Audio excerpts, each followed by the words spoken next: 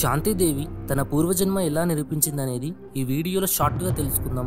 వీడియోలోకి వెళ్లే ముందు రిక్వెస్ట్ ఏంటంటే వీడియోని లైక్ చేయండి, మన ఛానల్ని సబ్స్క్రైబ్ చేసుకోండి. ఇక టాపిక్లోకి వెళ్తే, శాంతిదేవి ఢిల్లీలో జన్మించింది.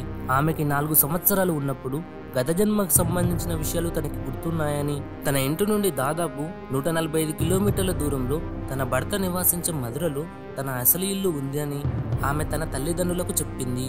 ఇంకా మీరు నా నిజమైన తల్లిదండ్రులు కారని, ప్రస్తుత ఇల్లు నా నిజమైన ఇల్లు కాదని, తన గత జీవితం స్పష్టంగా గుర్తుకుందని, ఆమె గత జన్మ కుటుంబ విషయాల గురించి కూడా చెప్పింది.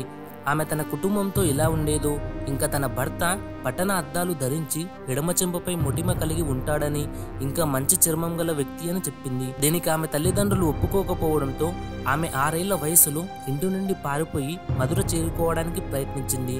తర్వాత ఇంటికి వచ్చిన ఆమె తనకి పెళ్లి అయిందని, బిడ్డకి జన్మనిచ్చిన 10 రోజుల్లో చనిపోయానని చెప్పింది. బిడ్డకి జన్మనిచ్చిన 10 రోజుల్లో చనిపోయానని స్కూల్లో చెప్పింది. దీనికి ఆ స్కూల్ టీచర్ అండ్ ప్రిన్సిపల్ గారు శాంతిదేవిని అడిగారు. దీనితో శాంతిదేవి ఇలా చెప్పింది: తన భర్త కేదార్నాథ్ చౌబే అని, కేదార్నాథ్ చౌబే భార్య పేరు లుగ్గిదేవి అని, 9 సంవత్సరాల క్రితం కొడుకుకు జన్మనిచ్చిన తర్వాత 10 రోజుల్లో చనిపోయానని శాంతిదేవి ప్రిన్సిపల్ గారికి చెప్తుంది.